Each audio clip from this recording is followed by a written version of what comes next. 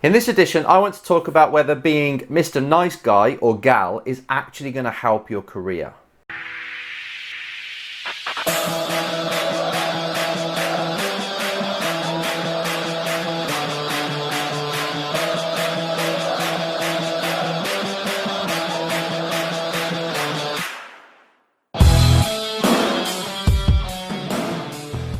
This is Enzo bringing you another episode of the Race Driver Coach Show.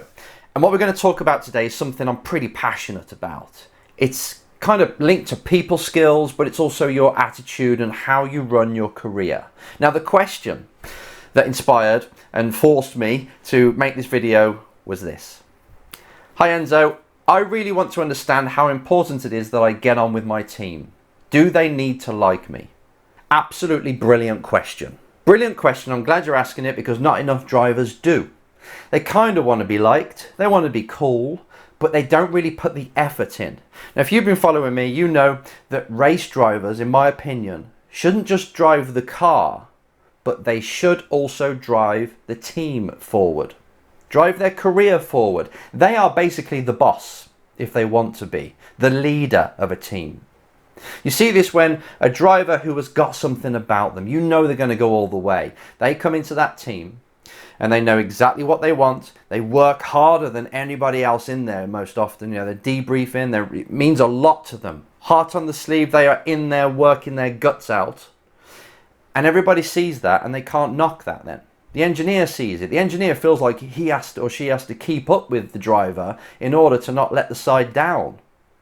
This is more important. Having that character, that work ethic, that approach for your racing is much more important than having them like you. They've got to respect you. They've got to want to see you win and see you succeed. That's the kind of thing you really want. Because I tell you what, you'll see a lot of this when you're in the paddock. But you see drivers and they don't even respect their mechanics. They don't even know the mechanic's name or names. However, what they don't realise, and this isn't why you're supposed to do it, but they don't realise that that mechanic who's working on your front left or working on your whole car could one day own a team and could be the person that makes a decision whether you join that team or not. Motorsport is a very small world. If you're rude to people, if you're just quiet, obnoxious, like a spoilt brat, nobody is going to want to help you out. Nobody. And that kind of attitude, or that opinion, should I say, that people have of you spreads like wildfire. And it's like your engineer that you work with or your mechanic, people from other teams will say, what's he like? And they will not talk about your lap time so much, they'll talk about your character, how you approach, how hard you work. And then they'll probably talk about, yeah, he or she are fast or slow, or they're inconsistent, or they've got they're weak mentally. You will always get an opinion, and that opinion that they say to the person that's external who's asking about you, as I say, it spreads quickly. It is amazingly small world. The mechanic you get that now could be the boss. The engineer could be the boss of a team one day. It could be a sponsor. A sponsor could ask them. You've got to be so careful about your attitude and your reputation in the sport, because you are like an island, basically, that you are your company. You're the CEO of your racing company. Now, the brand is important. Your brand is important. Social media has got to be aligned with the kind of person you are and want to portray, right? Your brand. But when you're there, when you're working with your team, that also is your brand. They're going to judge you and they're going to pass on to others what it's all about. So that's more like it. You don't need to be liked, like I say. Just be the kind of driver that they want to see succeed and they want to help out. Because at the end of the day, if you're going to make it, you're going to need a lot of help from a lot of people. But if they see you and they don't really want to help you, you're not going to have any chance, especially if you're struggling with money. It is a people sport. Every sport, every industry is formed by people. The only things or the only entities that are stopping you going straight to the top are people saying no. You've heard me say this before. So the more people you can convince to say yes, you can have a test in our car, yes, I will pay you to race my car, the more people you can convince, the better. I mean, there's only one thing stopping you now jumping in the Boeing 747 in the local or the closest international airport and go and fly in it yourself, the only thing that's stopping you are people. So if you can win people over, get them to say yes more often, influence them, you're more likely to get what you want out of life. And as a race driver, you do that by having a team feeling within the team. Now, the difficulty comes, a race team and a driver are obviously service provider and customer. And it's a very short-lived and short-sighted relationship. So when you go into a team, they probably think they've got a year out of you at best. Maybe 2 years, maybe not really 3, but it's very short term. So they try and grab everything they can from you, money, as quick as they can, as much as they can before you pass on. It's not the fault of the team, it's just the way the industry is set up. And actually, from a driver's point of view, you're using the team just as much as they're using you. So it is kind of an understanding you get. You're just using them as a stepping stone, they're using you to pay the bills.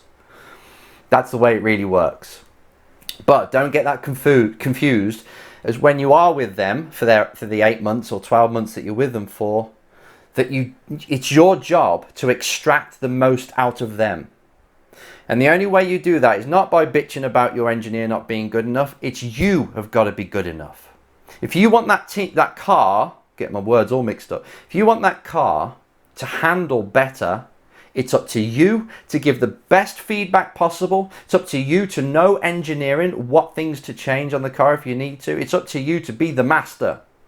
Okay, there's a lot of stuff you got to learn when it comes to engineering. So you can't engineer the car too much, because the engineer will have difference of opinions and it ends up with driver knows too much.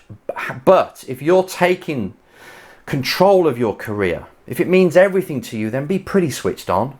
Don't just come in and say it's understeer, oversteer. These are the kind of things, right? You being an expert, a master at your craft is what's going to get you to the top.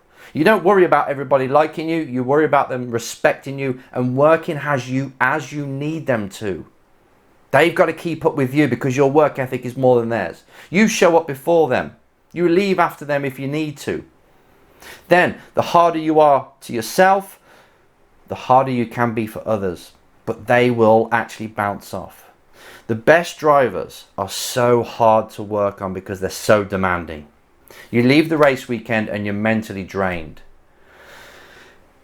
If you're with a driver that doesn't care, who's at the back of the grid, is just there for a laugh, you feel fresh after the race weekend, apart from the stress of your own reputation going down the pan if you're a coach or a team. But, however, if you've got a driver who's pushing hard, he's leaving no stone unturned, then I as a coach have to raise up as well. The team have to raise up. This is what's going to make you successful. Not being the nice guy that everybody likes, but being the guy and gal that runs the show. That takes their racing seriously. That understands they're only racing probably 8 to 10 times a year. So they've got to make the most of them small weekends. There's not much testing. Extract everything. Every lap has got to be important. You're never missing a heartbeat. You're always there for that 20, 30-minute session to give your maximum, and then the debrief you give your maximum. Okay? So it's more down to your work ethic. If you work hard, people will follow you and they'll want to help you. That's much more important than just being liked.